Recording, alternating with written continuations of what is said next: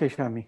Thank you. Thank you, Mr. Shami Puri, moderator of the panel on a game-based simulation of negotiation over transboundary River-Aquifer. On behalf of the Middle East Water Forum and Center for Sustainable Solutions in Practical Hydrogeology, I would like to welcome all panelists and participants to this webinar.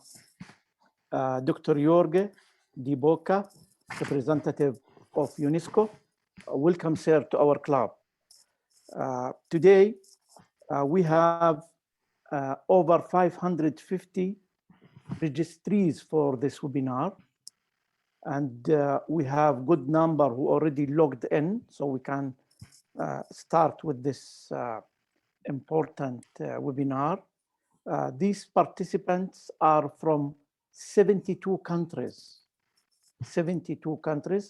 which give us a good hint about the importance of this webinar to the experts of the countries on transboundary water resources and issues. Just to give you a short brief on the Middle East Water Forum, for the people who do not know much about it, the Middle East Water Forum is a pioneer platform with regional perspective on raising public awareness and enhancing management of water challenges in the Middle East by adopting effectiveness, efficiency, integration, and sustainability through exchange of data, expertise, and innovative technologies without the need to cross political borders.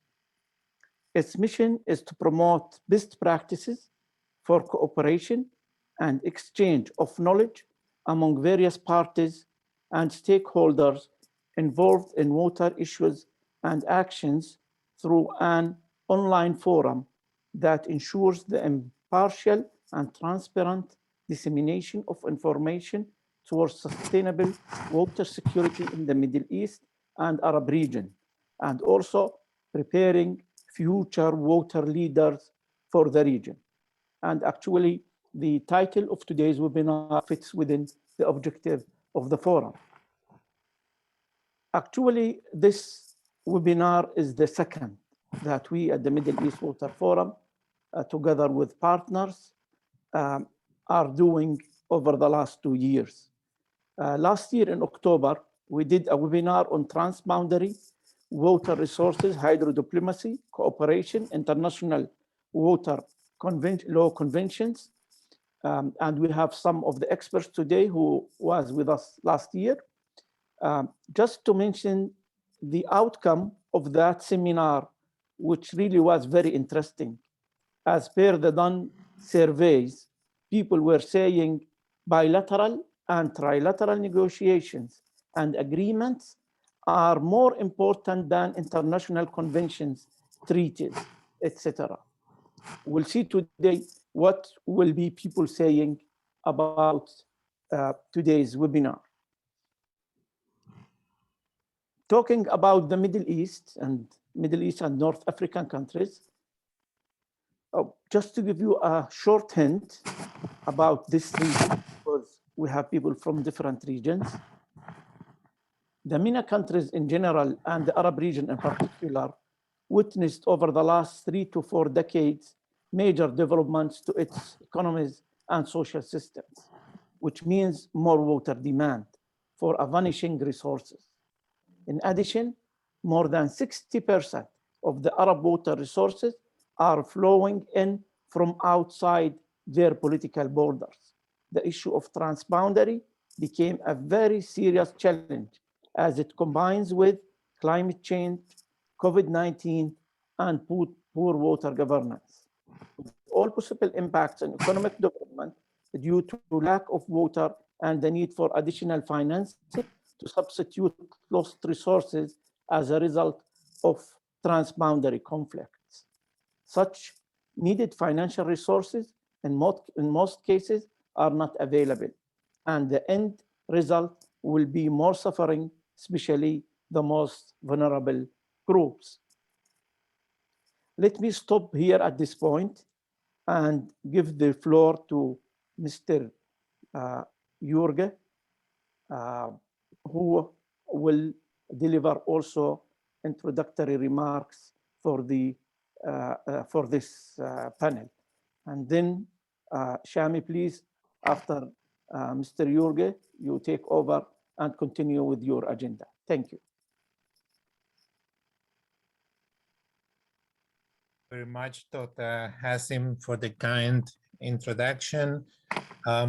Ladies and gentlemen, dear colleagues, good morning, good afternoon, good evening, depending where you are.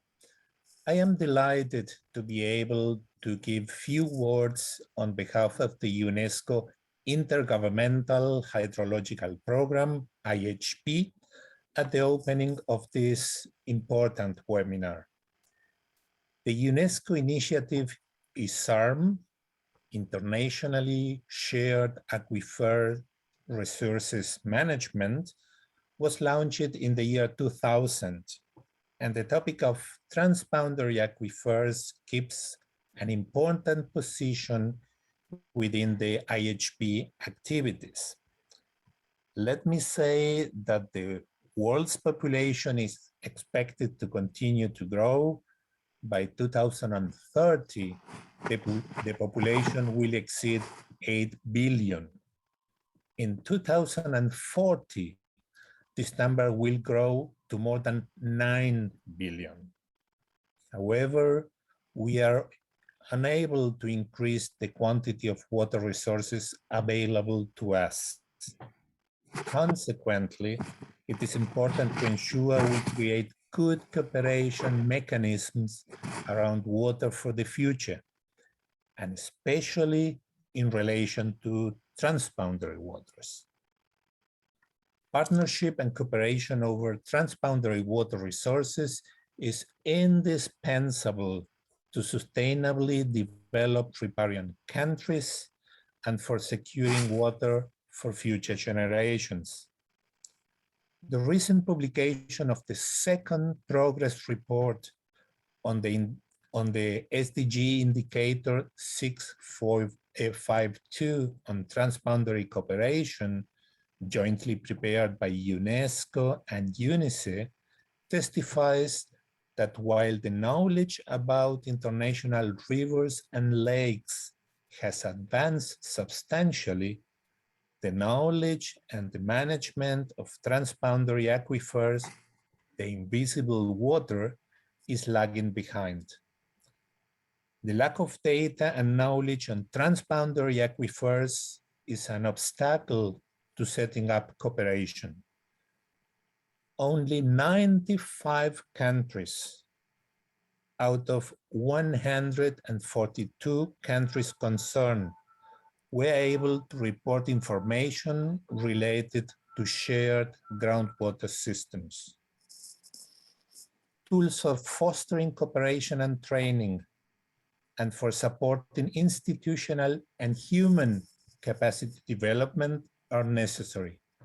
And that's why we especially congratulate all involved in the organization of this webinar as a game-based simulation of negotiations between two countries.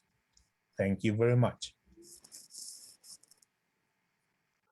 Well, thank you very much indeed for those introductory remarks to Dr. Hazem Al Nasser and also to Dr. Jorge from UNESCO.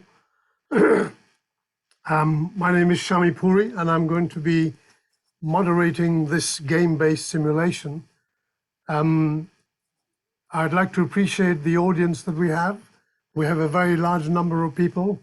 Nearly 500 people have registered, and we have had nearly 140 responses to a survey that we asked people to complete in order to give us an idea as to what the makeup of the audience is.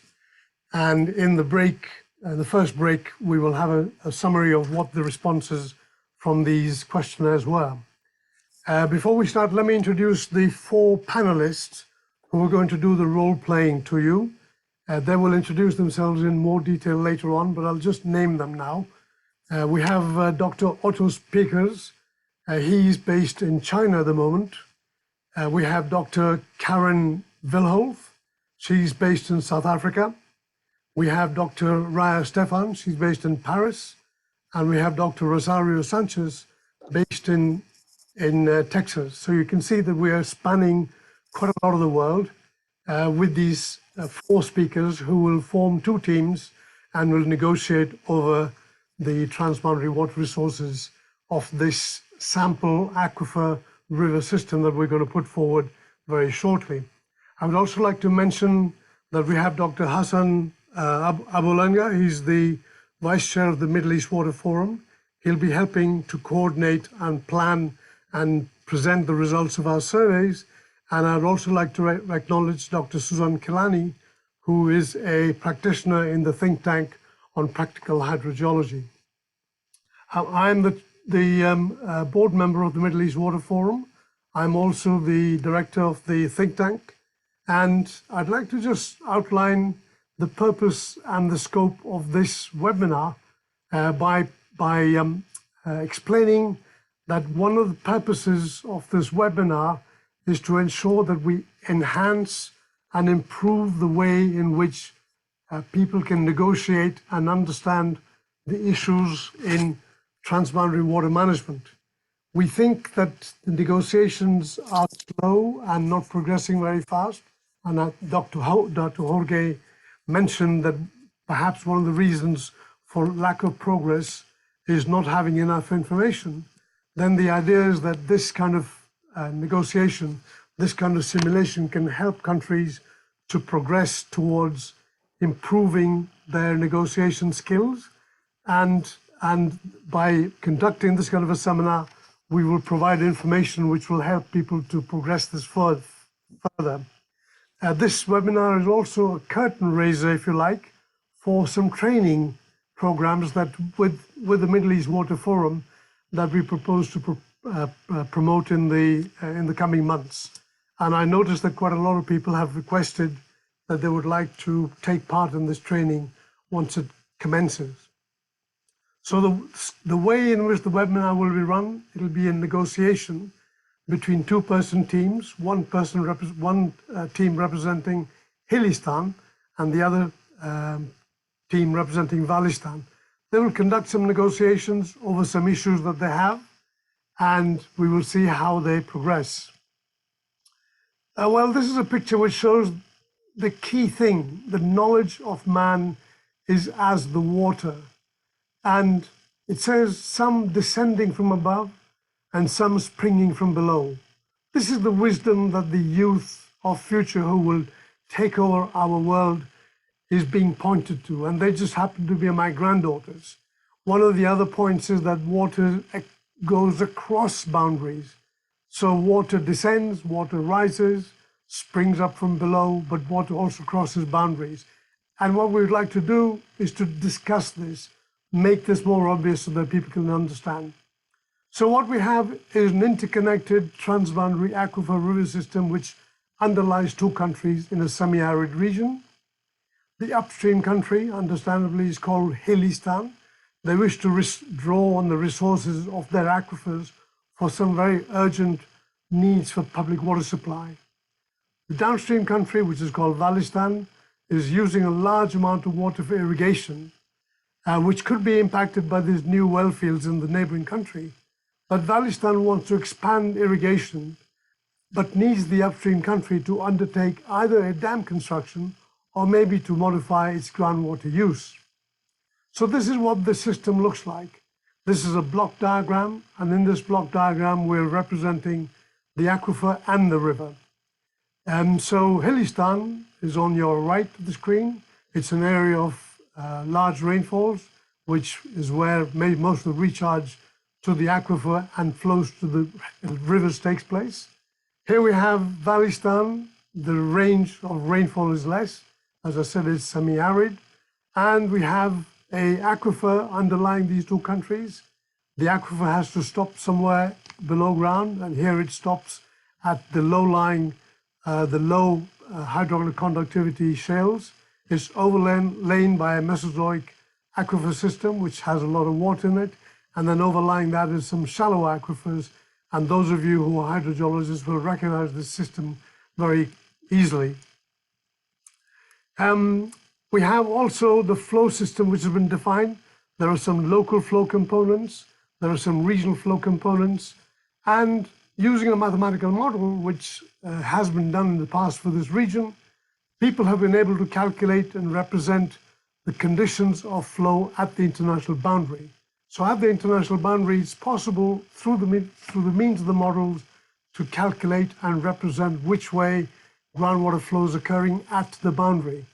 But of course, in the region of the aquifer, the system responds in a different way. So here's the area in which in the upstream country there is wells, and these wells are drawing from localized flows. As you can see, the flow line contributes to that area. And this is an area of quite a large amount of abstraction for socioeconomic development. There are some wetlands, and these wetlands are fed from regional flows from groundwater, but also from surface water. And then looking at it in plan, here's Hilli'stan and here's the international boundary between them. Some of the territory has been in dispute, and that disputed territory is now forms part of Valli'stan. And the mountainous area is forested. The river system is called the Oxinen River System. This is an area where there is a potential dam site. This is the area in which the capital city is expanding quickly and needs water resources. And this is the area where there's some irrigation demands going on. This is the mountainous area through which the river crosses through, and therefore has potential good situation for construction of dams. In the downstream country, this is the large irrigation area where current irrigation consisting of cotton is proceeding. And the river system joins into the lower Oxinen River System. So the river system, which starts from Hilli'stan, flows through this land area and emerges across the gorges into the low-lying area. And this is the area where the lower lying country would like to expand its irrigation. And the sources for expanding the irrigation are either river water, but only if it's regulated, or groundwater if it can be shared with the neighboring country. And very importantly, there are some wetlands, and there's a game reserve in which there is an indigenous population. So what is it that we want? In Hilli'stan, the requirements are new well fields for municipal supply, and there's an option for dam, and the dam will provide them with regulated flow and possibly hydropower. This is the optional dam site. That's the capital city, which has the big demand. And this is the agricultural area where there's quite a lot of informal wells abstracting water from a localized aquifer. What is the situation with Valli'stan? They have requirements for additional water because they're going to expand their agriculture, particularly cotton. Cotton is in big demand. However, to do that, they need to look at these optional sources of either regulated flow in the river, which will give them water from the river, or from optional groundwater use, but this may well have to be either conjunctive, or it may impact the potential municipal supplies in the upstream country. This is the area in which they want to do some large irrigation development, and this is the area where they want to expand their agricultural irrigation. And this is the area where, if unregulated work continues, we're likely to have some potential problems. So, ladies and gentlemen, this is the situation that we're faced with, and we can now move towards commencing the negotiations. And let me open up the floor. So I'd like to just point out that I will act as the moderator of the two delegations. There are delegations from Hilli'stan and delegations from Valli'stan, and the delegations are made up of a distinguished lawyer and a distinguished technical expert from both sides. And as the moderator, together with my colleague, Dr. Susan Kilani, who will be helping me to keep track of the negotiations so we can assist in the negotiations, I'd like to open the floor and invite the delegates from Hilli'stan to introduce themselves and also to state their own affiliation. So the floor is open to the distinguished delegates from Hilli'stan.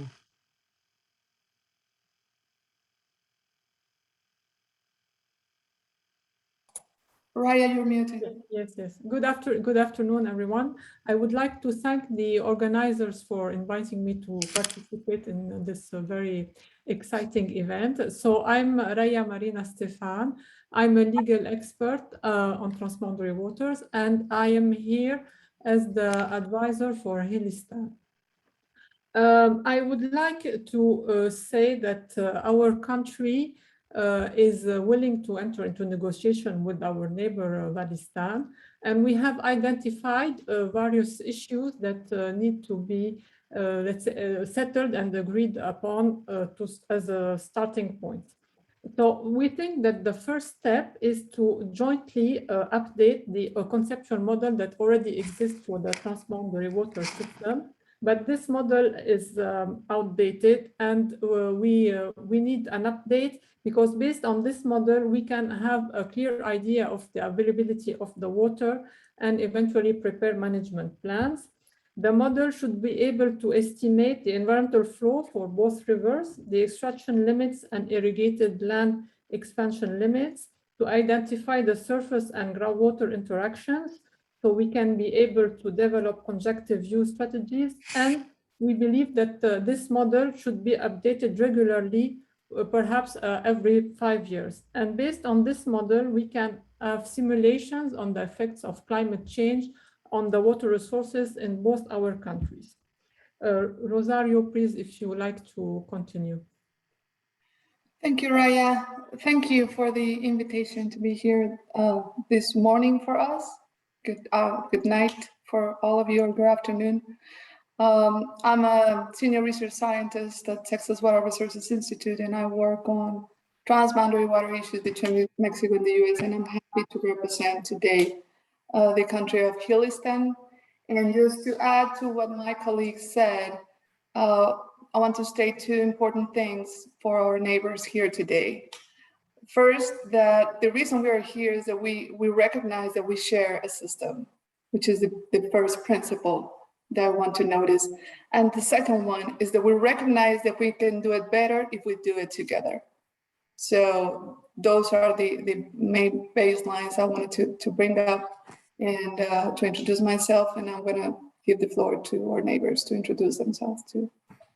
Thank you very much to the two delegates from Hilli'stan for your introduction and setting out your preliminary positions. Just before we go to opening the floor to the distinguished delegates from Valli'stan, may I just ask for a couple of clarifications?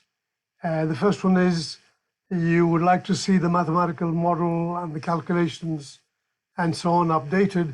Would you just clarify whether this mathematical model was constructed by yourselves or by other parties, and is it seriously out of date, or will it work for current negotiations?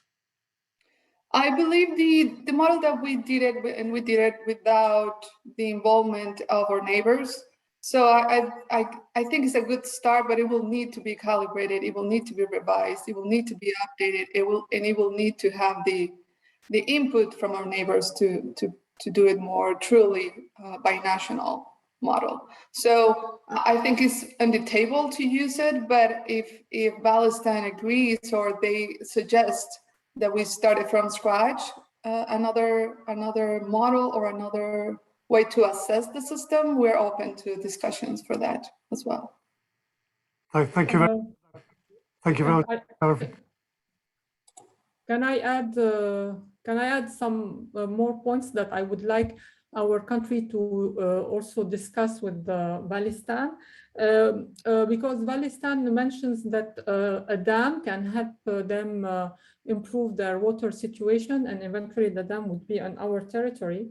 So before engaging on the dam, we need to require a feasibility study, which can be, I mean, with the involvement of the two countries, and perhaps we can benefit from the assistance of an international organization.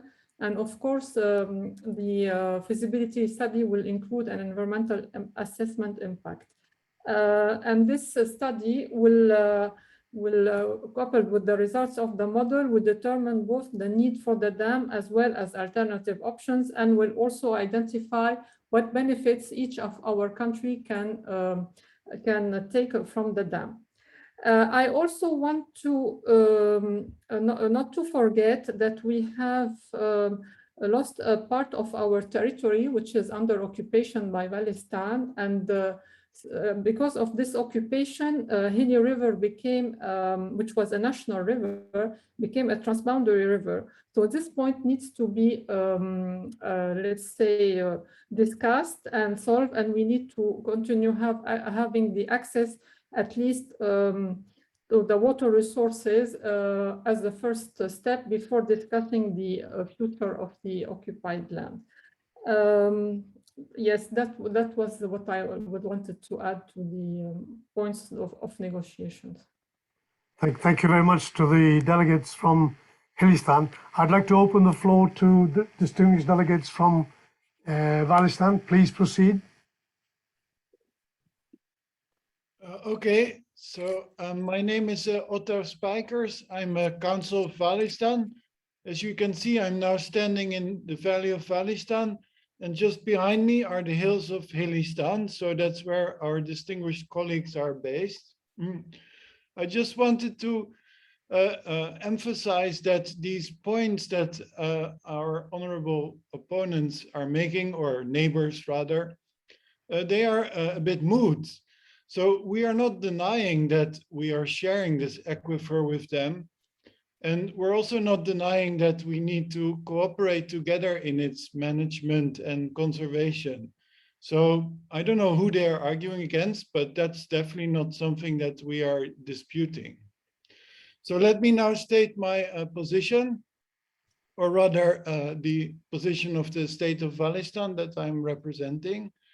I want to focus on the legal context. So I will very briefly sketch the legal context, and I will automatically get to our position at the end. So both countries, it's important to point out, are not a party to any of the global water law treaties. So we are not a party to the Convention on the Protection and Use of Transboundary Watercourses and International Lakes, the Helsinki Convention, and we're also not a party of the United Nations Convention on the Law of Non-Navigational Uses of International Watercourses. So then our relations are entirely governed by customary international law. And fortunately, we are in the position that neither we nor our opponents are contesting that some of the principles that we find in these conventions that I just mentioned, that they are actually codifying this customary international law. So we can refer to these provisions as a sort of accurate codification of the relevant law. And then, of course, there's also the draft articles on the law of transboundary aquifers that was prepared by the International Law Commission of 2008. There's no regional or watercourse specific agreement available that regulates the use of the watercourse that we share. We find that very important, unfortunate, because a watercourse specific agreement is a bilateral agreement which applies and adjusts the principles of international water law to the characteristics and uses of our own particular international watercourse. And aquifer states under customary international law, which is both recognized by us and by our opponents, under this customary international law, aquifer states are actually encouraged to enter in such bilateral agreements. So there's no obligation, but there's a strong encouragement to reach such a treaty. And that is what we want. We want a bilateral treaty between us and our neighbors, specifically on how to use and conserve this water that we share. And this treaty, if you allow me one more minute, dear moderator, this treaty should include a reference to the equitable and reasonable utilization principle as sort of the key principle according to which this aquifer should be applied. And we believe then that we should find an equitable and reasonable balance of uses between us and our neighbor. So we believe that first, all the current uses should be assessed on their reasonableness. And then after we have done that, we believe we should reach an equitable balance between all those uses. So let me give an example of how this works concretely. We have just heard that our neighbor has a lot of well fields. And well fields are a perfectly reasonable way to use the waters of an aquifer. But many of the well fields of our neighbor are unregulated, so they're illegal. And illegal well fields are not reasonable. They are unreasonable, and such uses of our shared water should be stopped immediately. Then what does equity mean? Equity means finding a balance. So let me use the well fields again as an example. A couple of well fields are perfectly in line with the equitable balance. But lots and lots and lots and lots of well fields, as our opponent or our neighbor rather has, I think that might actually distort this equitable balance. So we would kindly advise our neighbors to, well, be a bit less enthusiastic in the establishment of more and more and more and more well fields. I have a lot of other points, but I think I now give the floor to my co-counsel, Karen Vilholt. Yes. Thank you very much, Otto. And thanks to everyone for joining us today. We are in a very serious negotiation today, and I'd like to come into the discussion from the Valli'stan perspective and as the technical expert of the team from Valli'stan. I think some good points have been raised. And like Otto, I would like to also bring in my perspective, but mostly from the technical side. So we heard that we have an existing model that has been applied, and we have some information regarding flows and storages and recharge and so on, especially on the groundwater resources. But I still miss a lot of information, and it ties back to what Otto was saying, that we don't have information on the uses, on the abstractions, and that is very critical as we go forward. So we need to bring that into our equations in the model, and also we need to look at the scenarios going forward.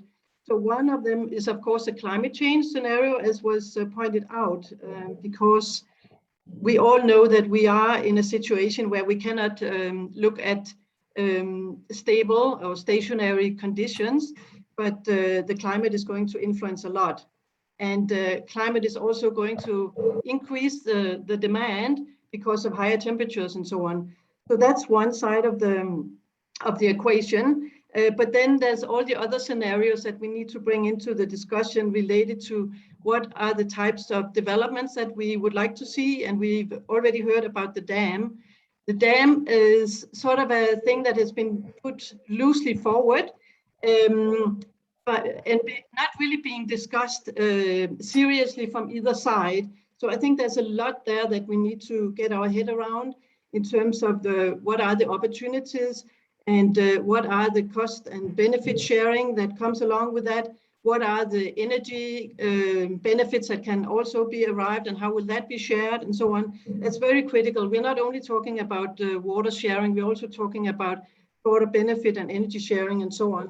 So that needs to come into our considerations, and maybe the model doesn't really take that into account. So we need to increase our ways to get the knowledge base in place. Another thing is that the whole approach to this discussion has been very much from a water supply side perspective. But I think going forward, we really need to look at how can we also control the demand. And we know it's always growing, and on both sides this will happen. So how are we going to do that? How is Hilli'stan going to decrease water demand from the larger cities? We don't have large cities on our side. And for agriculture, we can do something, but it's a lot more difficult to control.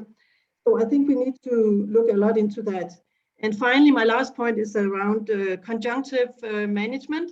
So thinking of how we can also manage our groundwater storage as well as we manage our surface water storage.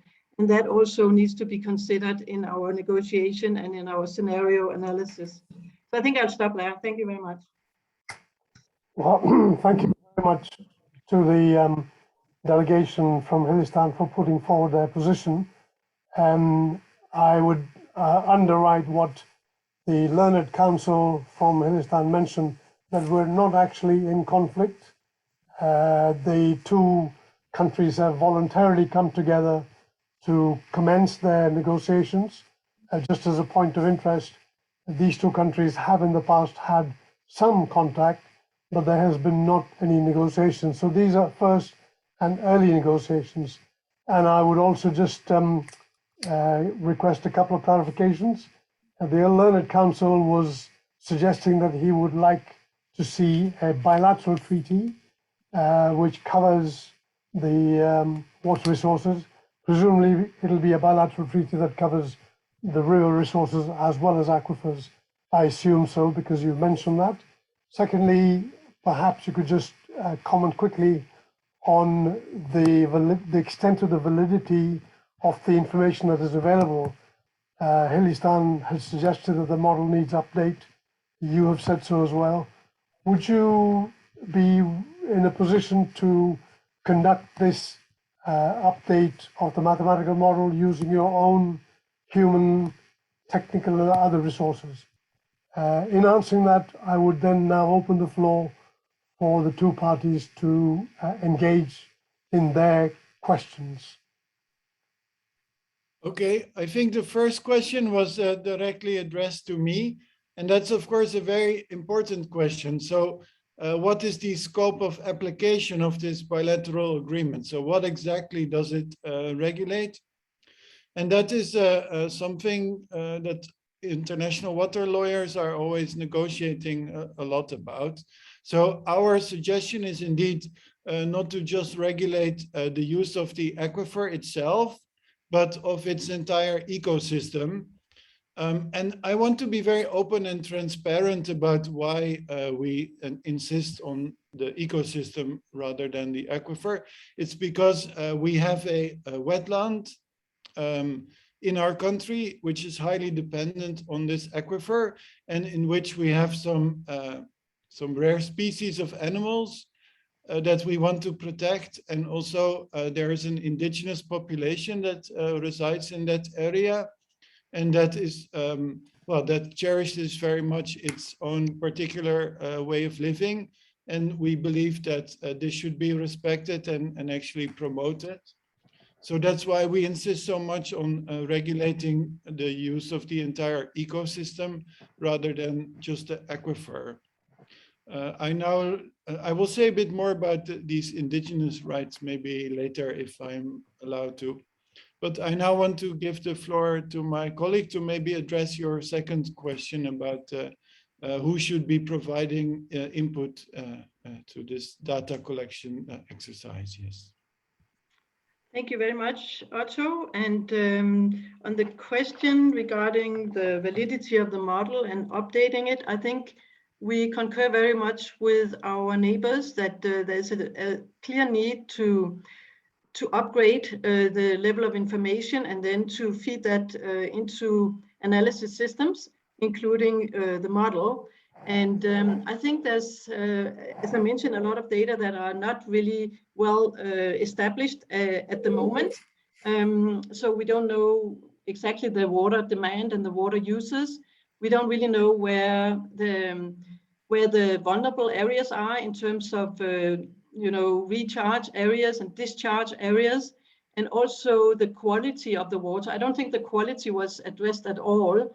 And as a downstream country in a very arid area, we are quite vulnerable to salinization of our surface water systems and also groundwater systems.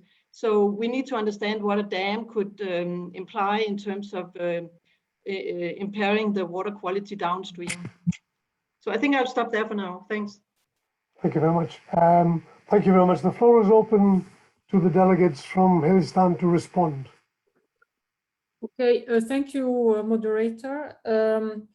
I see that we concur with the views of the technical expert of Valli'stan, but we might not share completely the how to proceed or the views of the councillor of Valli'stan. Before entering into an agreement on the whole water system that is between our countries, we would like first to know more about this this water system. So that's why we are insisting on the update of the model, which will allow us to know what we have and what we can expect, and to have simulations so we can have an agreement on, let's say, a better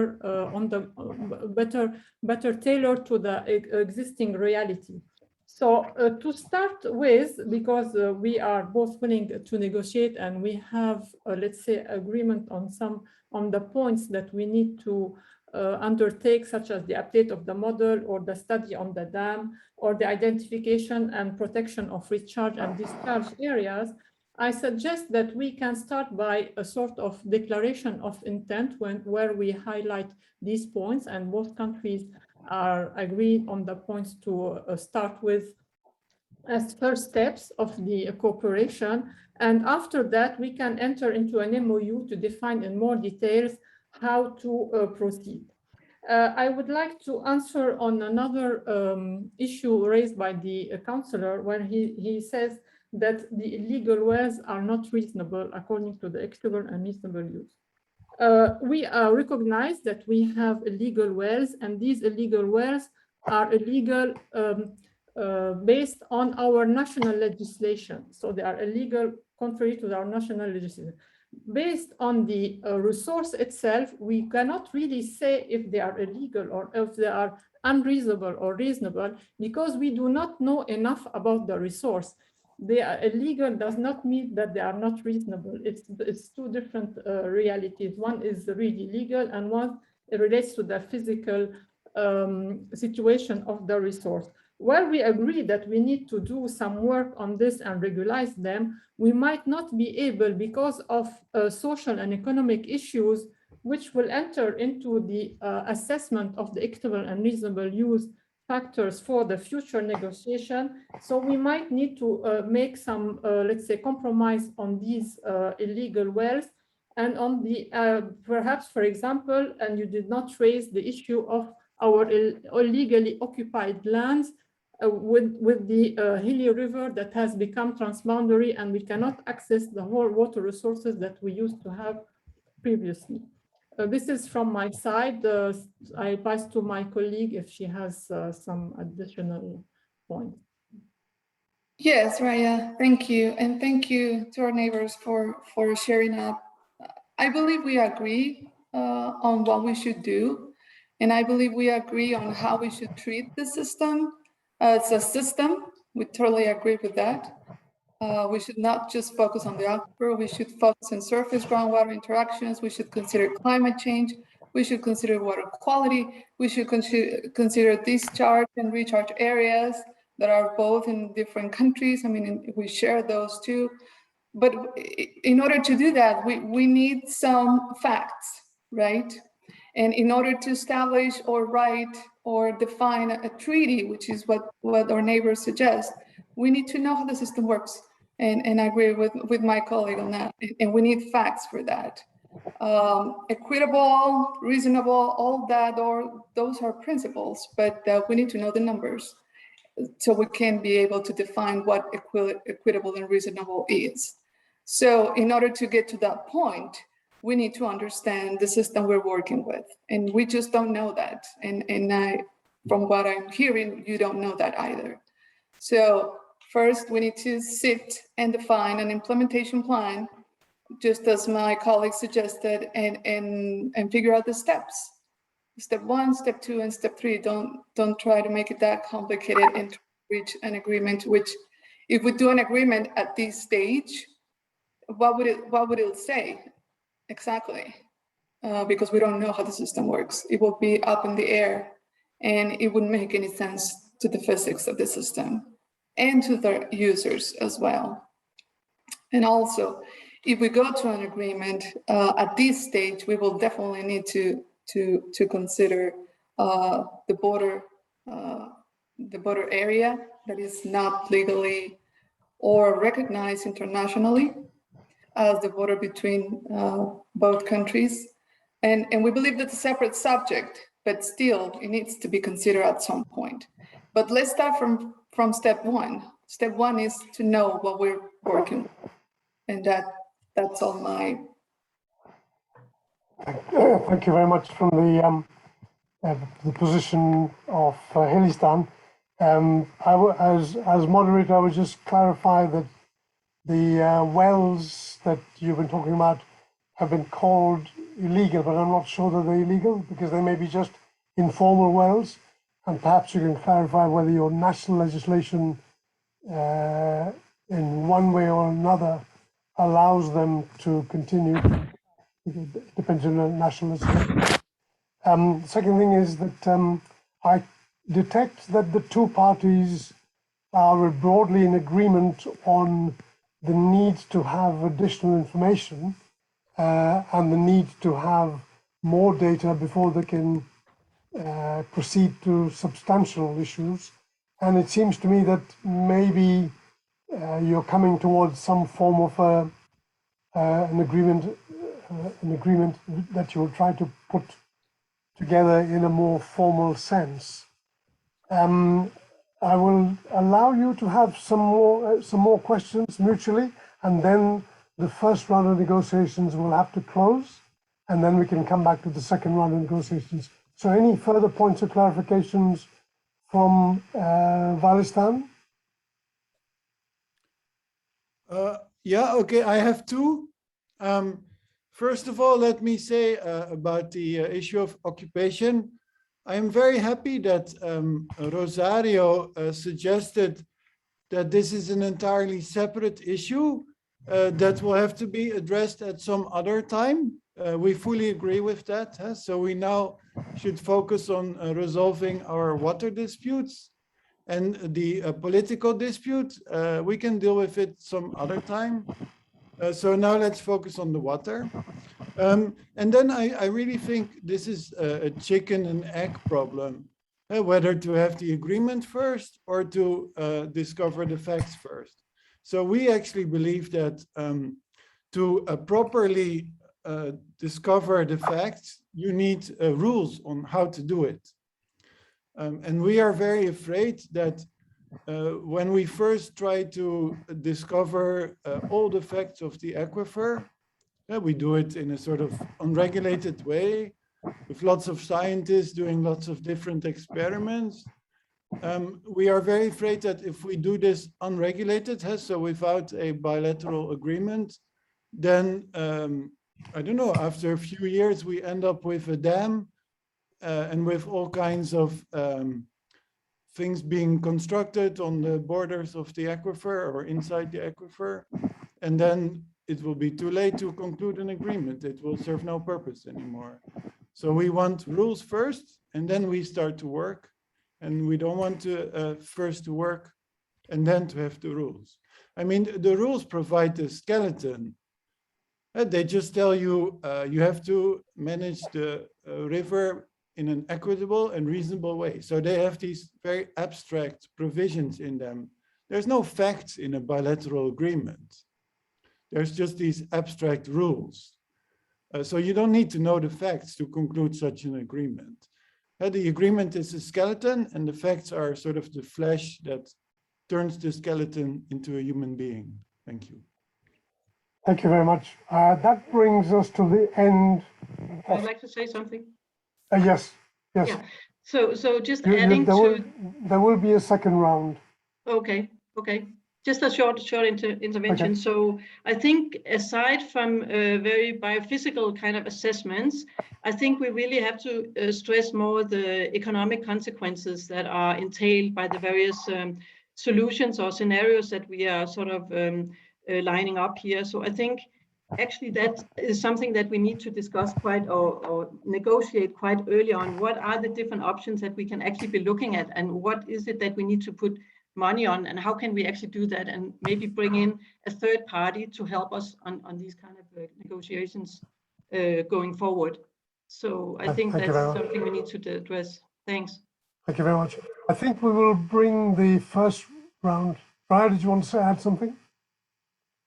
Raya, did you want to add something? Yeah, just a quick answer to my colleague lawyer. We didn't say that we don't want rules to how to proceed, but we said before entering into an agreement on and you mentioned yourself that the principles are abstract. We want to an MOU which would define how we proceed with the steps, with the model, the feasibility study, etc., and identify the issues. Then on the occupation, we agreed to separate the issue of the land for later, but not the issue of the water. As you said, reminded, we are discussing water, and in the occupied land, there is water, and we need also to discuss this thing. Thank you. Okay, while the two parties are now considering their positions, having opened the negotiations, we will have a short break in the negotiations. And during this break, we would like to present to you the results of the survey of the audience that is participating. And I'd like to ask Dr. Hassan to present the results. Thanks so much, Shami, and everyone. And I would like to extend my thanks to everyone who contributed to the survey. Let me now share my screen on the results. So we have in this survey about 154 responses to our survey from 73 countries. And as we see from the responses that we have a wide stakeholders that are involved with us, from policy, from governments, from academia. I don't know if you can see my screen.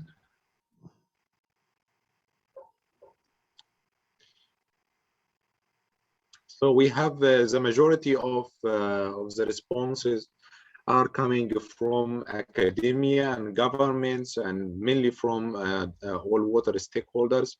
And they are coming with a professional work of scientific engineering. We have also from law and socioeconomics. So we have a wide responses on the topic. We also, regarding the, don't know what. So regarding the level of knowledge that we have in for this survey, we see that some of them they have like a well knowledge on the subject, but the majority of the responses were looking more to more deep knowledge in the subject in terms of aquifers, and also normally with rivers and shared waters. So this are the mainly surveys, but we may also share with you after this webinar the whole results of the survey, and we will include it in our forum MEWF.de. Thanks so much, Shami, and looking forward to getting back to you. Thank you. Thank you very much. Thank you very much. Yes, I can see that we have quite a big number of the participants who completed this survey, so we could understand the audience for which we were presenting this teaching tool.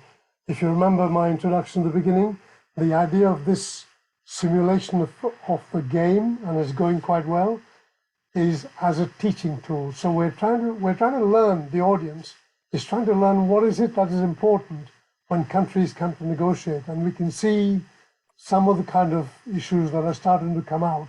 One set of countries, both set of countries are in kind of agreement, but the questions that we will ask ourselves from the audience is, in the next stage, in the next round of negotiations, will they come to some kind of an agreement to proceed, or will they come to the discussions being stalled. And the other point that I would just like to point out is somebody in the chat box has said this discussion is running very constructively, but if the politicians were involved, it would be a different story. So I ask you to just bear that in mind.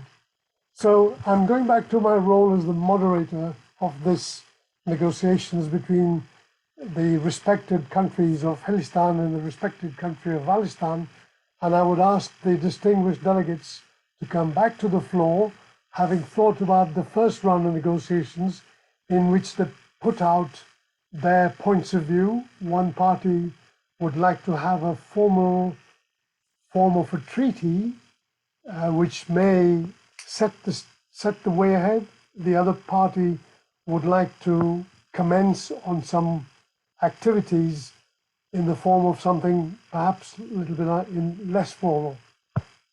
So I open the floor now back to the delegates of Hilli'stan to state their positions on the points that were made at the end of the first round of negotiations, bearing in mind that at the end of the second round, I will ask you whether you are ready to sign a set of agreement or an outline or a statement of intent at the end of this game simulation. So I call on the distinguished delegates of Hilli'stan to take the floor. Right, if it's okay with you, I'll quickly jump here. And I want to quote Otto representing Valli'stan on a line that he just said that it struck me, and we need to think about this as we move forward of what do we want out of this agreement or memorandum of understanding or just a joint working group. You said there are no facts on a binational agreement. We do not need facts. So my question would be, what do you want out of this agreement? Exactly. Principles, legal principles. I'm not sure if legal principles follow physical principles. And I am not sure they are connected necessarily, especially if we don't know how the system works. And I mentioned this before. How do you what kind of rules are going to rule the system? Legal rules, political rules, principle rules, or physics rule? That's complicated. So I would recommend to start, as my colleagues see, defining what are the rules of the system, because the system comes before us. We need to give priority to the system before we give priority to us. Otherwise, we're not going to be able to do what we have all mentioned. We will not be able to consider climate change. We will not be able to consider feasibility environmental assessments. We will not be able to deal on anything on conservation or even water management, demand water management, if we want to cover all the challenges that we face today. If we leave an agreement at a legal principle level, we're not going to be able to be successful. And we have seen that going on around the world. It's not a coincidence that around the world, we only have 5 or 7 agreements out there on transboundary aquifers. That means there's something missing. There's a link missing between the law and the physics. So we need to make that connection, and we need to figure out how to make this work. If we want to be successful, we need to talk really of what we want out of this agreement. We want to have an agreement between the two countries that is not going to do any on the system, or we just want to have an agreement that speaks well of us out there. What are really your priorities? Forgive me for just butting in. There is a live poll running. I would like the audience to respond to that poll. The first question is up on your screen. Please respond to that. Sorry for butting in. Please proceed, Hilli'stan, with the rest of your points. Okay, if I just want to add on what my colleague said, the legal principles are important. Of course, I'm not going to say the contrary because I'm a lawyer, but the legal principles have to adapt to the reality and the existing ground. If we have a treaty and we just mentioned equitable and reasonable use like this, without what are the factors available, what are the factors in front of us, which weight we give to each factor, etc., it's not going to be an effective agreement. It will stay an agreement which will stay ink on paper. We have examples among the existing agreements on transboundary aquifers that are effective and have been working for years, that do not mention explicitly any legal agreement. Does not mean that these agreements are not based on the legal principles. It's just that they do not say it explicitly. But when you analyze the agreement based on the physical and the the whole geographical area, the physical geology, climate, or whatever, you can, behind the lines, as a lawyer, I see that there's equitable and reasonable use.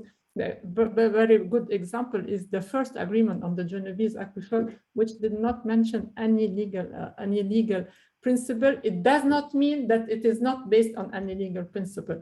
So I repeat that we have to work on the ground with the system we know. We have to identify the steps, adopt a step-by-step approach. Of course, we have to agree how to proceed for the model, etc. We're not going to work just like this without any rule and see a dam constructed, like you said. We said there will be a feasibility study. We will define how this will work. All this can be agreed upon in an MOU or another form of agreement. And based on these results, we can further enter into a more long-term agreement, like you are saying. And here in this long-term agreement, after we have a good knowledge of our situation, will be based on, will be more sustainable and can be implemented, not to remain just like this, a nice piece of paper. Thank you. Thank you very much indeed. As moderator, I would also just seek your clarification. And this clarification I'd like to seek is, you have both parties insisted that there is a need to collect more information, to have much more data before making a significant progress on an agreement. The river basin aquifer is about 500 kilometers by 500 kilometers. Would you bear in mind, when you make your next comments, as to how long you think it would take you to collect the data that is needed in order to reach the point at which you have significant information available for you to move to the next stage of your negotiations? I open the floor now to the distinguished delegates from Valli'stan to respond. Okay. So Rosaria asked me a direct question. Huh? So if there are no facts in the agreement, then what is in the agreement? Okay, so let me address that question. So I first, before the break, I already mentioned the principles. So they should be in the agreement. There should be a reference to the equitable and reasonable utilization principle and to the no harm principle. And I just wanted two states to recognize that we should work on the basis of those abstract principles. But that's not the only thing that I want, or that we want in the agreement. We also want participatory rights to be acknowledged by both our neighbor and ourselves. We want institutions to be established, and the agreement can be the constitution of those institutions, the founding document. And we also want procedures to be recognized.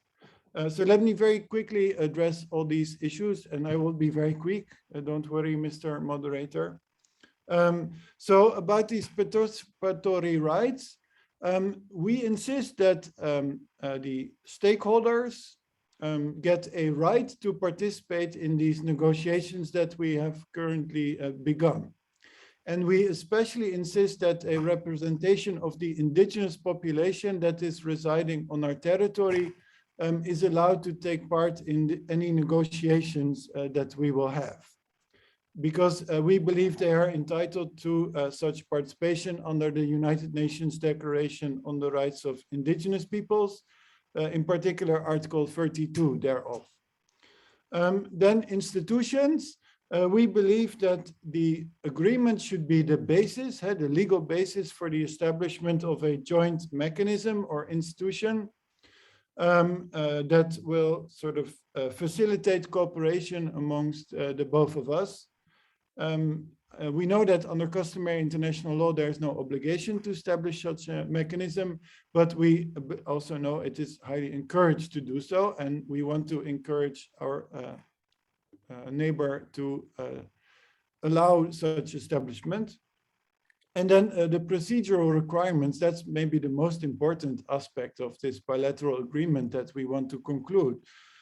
So we believe that these procedural requirements are of particular relevance regarding the effective implementation of the substantive requirements of the principles just mentioned, the equitable and reasonable utilization principle and the no harm principle. So each riparian state to an international watercourse is entitled to prior notification, exchange of information and exchange of data on all affairs relating to an international watercourse. And also the other state has to be consulted where the proposed use by a co-riparian may cause serious harm to the other, to the neighbor. And these, okay, you may wonder, why do I insist so much on these procedural requirements and obligations? That is because we are very concerned about this dam. So this dam will be constructed by and on the territory of our neighbor. And if we are not clear on these procedural requirements and the obligation of both states to plan the construction of the dam in accordance with those procedures, then we are afraid that our neighbor will just start building the dam, and at the same time it will continue to propose an MOU and to encourage that we share information every now and then in a sort of ad hoc piecemeal fashion. And then before we know it, the dam is there and it's a fait accompli, and there's nothing we can do about it. So yeah, we are a bit afraid of what is going on across the border.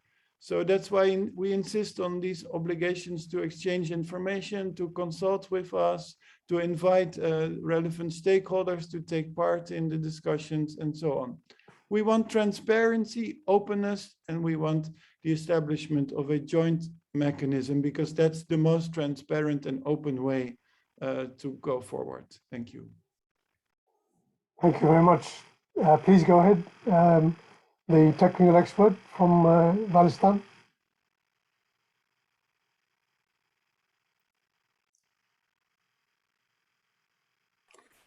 Karen, you're muted. Karen, you're muted. Sorry very much. Thank you, moderator. I think my concern at this point of the negotiation is that it's becoming very procedural. I think we need to come back to what it is that we're actually negotiating and what it is that we're going to be sharing. What are the benefits, and who's got interest in what? I mean, it looks like Hilli'stan is very interested in securing their illegal wells. We're very interested in securing our irrigation systems. So how can we actually provide the information and the dialogue that is required to actually set up those priorities, if you like, in the negotiation? I think that's very critical, so that we actually get the discussion back to what is actually central here. What is it that we're sharing? What is it that we want to move forward? And it's not really clear yet, I think. So I think we need to get back to the core of the thing. And then, of course, the framework for that, as we need to come to some agreement about an agreement, I think it's very important as well. But let's also keep in track, or keep in mind what it is that we're actually looking at to share, and make sure that, as I see, actually both countries are both upstream and downstream. I don't think anybody has really paid attention to that. We only see Hilli'stan as being upstream and Valli'stan downstream, but there's also a small sub-catchment where we are the upstream relative to Hilli'stan. So there's some good negotiation points here that we can bring into the discussion in terms of satisfying the requirements of both sides. I think we need to sort of direct our discussion more towards that. Thank you very much. Thank you. Thank you very much to the distinguished delegate from Valli'stan. A couple of points of clarification.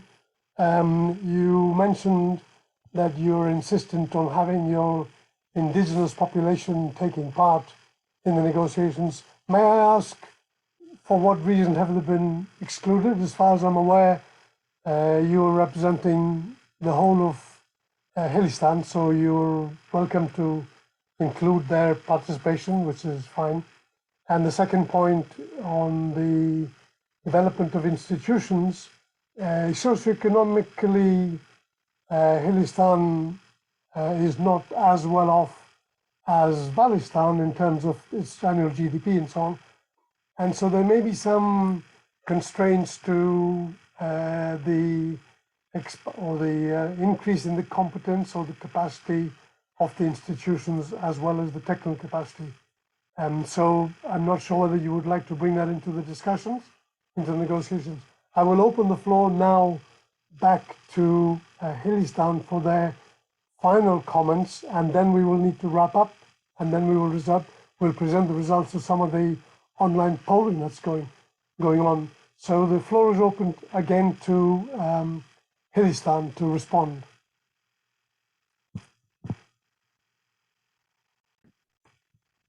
Okay, I'll go ahead. I think I have some agreements now with my colleague councillor of Valli'stan on perhaps some contents, which is now what he mentioned is less abstract. And he's mentioning the participatory rights. Of course, we would like to involve and recognize the need of involving all stakeholders. And if you have indigenous population, we are aware of the UN declarations on their rights. And we also would like to work eventually later on when we have an agreement in a joint institution, because we agree that this is the best way to manage a joint water resource through a joint institution, and we will then agree and define how it is. However, at this stage, instead of losing time of defining a joint institution which will do what, it's better to identify what teams will work on the model, how they will work on the model, if we will have the assistance of an international organization, and same on the dam for the feasibility study. I like to remind you that you have claimed the Valli'stan, Valli'stan have claimed the dam, and we are kind enough to accept it on our territory, because this is where apparently it's the best point to have the dam, and it might be also some benefit for us for energy. On our wells, it's not that we don't want to regularize. We recognize that we have illegal wells and that they would need to adapt to our legislation, but we also recognize that there are sometimes socio-economic issues behind the wells, and we cannot go ahead and destroy illegal wells just like this. We need to have a plan. And okay, this is our let's say internal issue, but we will deal with it when we will also have. We will start dealing with it. I didn't want to say that we are waiting for the results of the model of whatever, but we also have to have our full rights on all our water resources, including our water resources that is under occupation for the moment. And perhaps when we have this additional water resource, we can compensate with the dam, etc. I mean, we will find a way to let's say, solve this problem. Thank you. Yes, the floor is open for you. Distinguished delegate, technical delegate from Hilli'stan. Thank you. Yes, just to complement what my colleague said, I believe it will be easier and more useful for both countries' needs to start working on a more down-to-earth level, on a permanent working group from both countries to define the technical aspects the physical aspects of the system, and to bring us back data that we can use to move forward. I believe it's easier to start working bottom up than to start working from abstraction and try to translate that into reality. So our proposal is to start working within our institutions, within our technical people, and define what will be the priorities in terms of data, how much data we need, how much data we want. We don't know at this point. What are the priorities of the system? What are the priorities from both countries? How much water we will need in the future? How much water do we actually have in the system? Those big questions are the ones that are going to be driven our interests and the abstraction that eventually will come from it. So that's our proposal. I believe it's doable. I believe we have the interests. I believe we have the resources if we both commit to do that, and let's plan to move forward with that. And from there on, we can definitely get into the next stage. Thank you very much. I detect that the delegations from Hilli'stan would like to commence on a sort of an informal base, joint working groups, collection of more information, collecting data, understanding how the system works. But the distinguished delegates from Valli'stan would like a slightly more formalized approach. Maybe there's some differences between the legal council and the technical council, but I'm not quite sure about that. They will clarify. The point that I would like to get to as the moderator of these initial negotiations is to detect whether you are at a point to sign some kind of a document at the end of these round of negotiations on how you wish to proceed. So I give you a minute each to respond to that. Are you ready to sign some kind of an agreement as of now?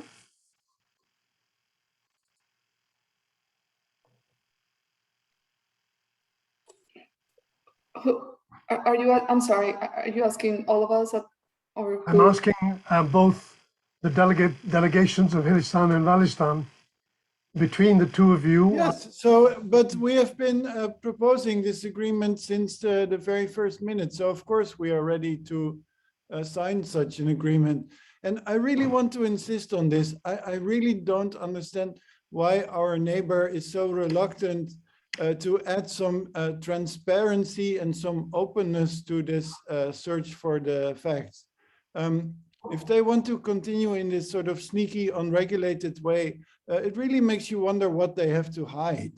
Why can't we just look for the facts together through a joint mechanism, through very clear rules, both recognizing there's an obligation to exchange information, to exchange data, to consult with the other states. I really don't understand what they have to hide, why they want to continue with these sneaky, unregulated, unilateral search for data and facts. Thank you. Thank you very much. 1 minute for Hilli'stan. I don't understand why my colleague from Valli'stan persists saying that we want to work without rules and in a sneaky way. We never said that. On the contrary, we agree for rules, and but before establishing, let's say, a big agreement in an abstract way with the rules that exist, but without identification of the physical realities on the ground, we prefer to establish MOUs or small agreements on the work that we are going to do, which is the update of the model, the feasibility study, etc. We are agreed to define rules on how to proceed and then how to do with the results and the next steps, etc. All this we agree, and I think that what my colleague has proposed as a working group from a joint working group is the first step to that will lead perhaps later on to the joint institution, but we have to start step by step. Going jumping steps does not necessarily lead to implementation and cooperation on the ground. Thank you. Ladies and gentlemen, this brings us to the close of our simulation exercise. Personally, I found it very interesting. This is pretty typical of the way in which transboundary negotiations often proceed. We think we've got there. Some people would like to have data, some people would like to have an agreement, some people are not quite sure.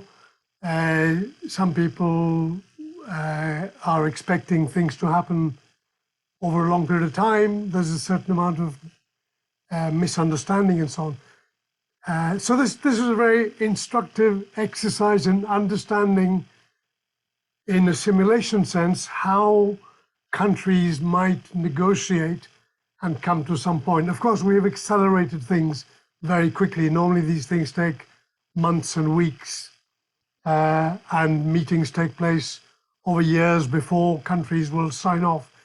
In water, unlike in international trade, unlike in international pipelines for let's say petroleum, in water, agreements always take years and years and years, and we can see that from many examples around the world.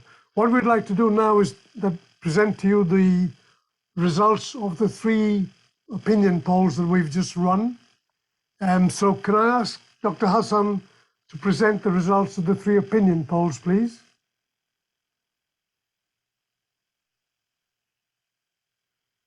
Yes, thanks so much, Shami, for the first questions regarding the availability of full data on transboundary resources. 42% of the participants say that even without full data, some preliminary discussions can be happening. So can be started on the key issues. And then we have after it, mainly political will is more important that having all of this data. So this is regarding the first question. When it comes to next questions, question number 2. So question number 2 is about regarding the socioeconomic issues in transboundary water resources, and 54% of participants said that unequal socioeconomics between sharing countries affect negotiations. So, and after it, 30% water demand for expanding the economy can lead to more transboundary cooperation. Regarding questions 3 on legal frameworks, international or national, the majority said with 54% that both international and national legal frameworks must be in place for successful negotiations. And we have 26% said that national legal frameworks should be in harmony for transboundary negotiations to be successful. Thank you very much. We are just running the fourth poll, opinion poll, and this one is to do with the SDGs. As you probably well know, at the moment, there's a big amount of interest in the world's performance on the SDG 6.5.2, which is to make an assessment as to the extent to which countries have reached some kind of an agreement between them. While we're waiting for the poll results to come out, I have to say that in the next 3 or 4 minutes, we have to close because we come to the end of the seminar. Maybe I will ask Dr. Hazem to give us some of his insights, and then at the end, we'll present the results of the question 4, and then we will have to close the seminar. Dr. Hazem. Thank you, Shami, and thanks for the panelists for their contribution to this really fantastic exercise. I think it's very useful, rich, informative, and unique. What I concluded out of this exercise, based on the discussions and the questions asked by the panelists, there is an urgent need for the world to have a transboundary negotiation guideline to help countries in preparing themselves before they go into negotiations. And I give you some examples why we need this guideline. Countries came up with some kind of a snag list or shortcomings from both countries to complete negotiations. They want to include illegal wells, they want to include future water demand management, they want to include irrigated agriculture, high efficiency. So all of these things you cannot do overnight or during negotiations. You need some time to prepare these things. I found also that countries came up with the newcomers, which really complicate the negotiations, like the issue of climate change, which in the past, maybe 10 years ago, nobody mentioned climate change during negotiations. So this is something that need to be included with the guideline or whatever you want to call it. I found also a very important, interesting point. Not always a third-party facilitator is useful or needed. Countries in our example or exercise do not include third-party, and they were able to negotiate face-to-face, and they are willing to come up with some kind of an agreement. Maybe it's not full agreement, it's a preliminary agreement. Also, I liked in these negotiations the phased approach of solving problems. If you want at once to solve all problems of transboundary, definitely you will fail. So this phased approach, slowly, is really a fantastic approach, which we learned today from the distinguished panelists for this really important and useful webinar. By this, I conclude my remarks, Shami. Thank you. Thank you very much indeed. I'm not sure whether we have time to go around the panelists to ask their opinion on what they thought of the exercise. Dr. Susan, would you like to say something about what you found?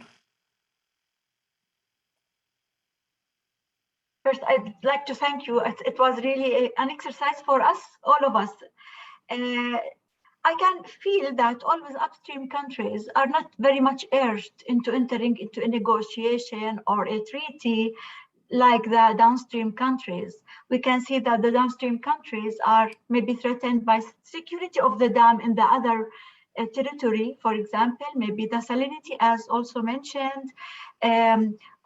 Sometimes also regulating the dam flow, it will influence them to have less water maybe, while the upstream country, they have all the water and the low salinity of water, and then they can use it without even entering into a negotiation. This is my feeling, that's why always downstream countries are the ones who are seeking treaties and negotiations over shared water. I'll just go around the panel. Each of the panelists to just give us a minute of what they thought the negotiations taught us. Karen? Thank you very much, Shami, and thank you to everyone. I think what I learned from this is that it's good not to be too hostile and confrontative in these negotiations. It's maybe an easy trap to fall into because you want to stand your point and so on. But I think it's very important that you find a common ground and then really nurture that as you go forward. And also, as was mentioned, taking small steps and building that trust. The trust is really the key point. And data, of course, is a big part of that. But other things are also important, I think, not just data. Thanks. A comment in the chat box saying, a really exciting webinar. It is so much more eye-opening experiencing this activity. Thank you for the comment in the chat box. Raya, what would you like to say? What did this teach the people who are watching? I agree with my colleague from Valli'stan, the technical expert from Valli'stan, and I really believe in the step-by-step approach. It is also very important to build trust. So when you move step by step, so you give time to trust and confidence building between the countries, which is very important. And when trust is built and confidence is built, then you can move on forward and forward. Before we go to the remaining two, Dr. Hassan, would you like to present the fourth poll results that have just come through?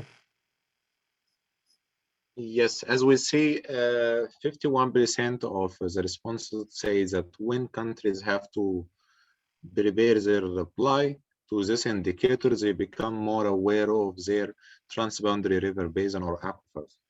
So I think, yeah, thank you. Rosario, how would you characterize the learning from this exercise? Thank you, Shami. I think we've learned a lot in such a small, short time. But I think it's important to acknowledge a couple of things. First, and I agree with our neighbors, we need to find common grounds. We need to be practical. We cannot try to address all the issues at the same time, or even in the same treaty. That's not practical, that's not useful, and that's very unfeasible. So a short step-by-step approach and political will, and we have to identify that and make it whatever you want to call it, but make it the best of it. And Otto, as a professor of international water law, as a teacher, how did you find this webinar in terms of learning? Yeah, when you are the last to speak, it's always a little difficult to add something new because I totally agree with what the other three speakers have said, and I don't really have anything to add. So I just really enjoyed doing it, and I hope that the listeners enjoyed listening to it. I guess they did, because otherwise they were free to leave the meeting at any moment, and they're still here. I see that the last comment is saying, very eye-opening to the processes of transboundary negotiations. So I think we've probably helped people to understand. So with this, I'd like to thank all the audience, the comments, the chat boxes, the replies to our survey. I'd also like to thank all the panelists for making a really very, very interesting contribution. Thank you to Dr. Hassan and Dr. Kelani for helping me to run this. And finally, of course, Dr. Hazem and Dr. Jorge, who I don't see at the moment. With this, I'd like to close the webinar, thanking you very much for your participation. Goodbye.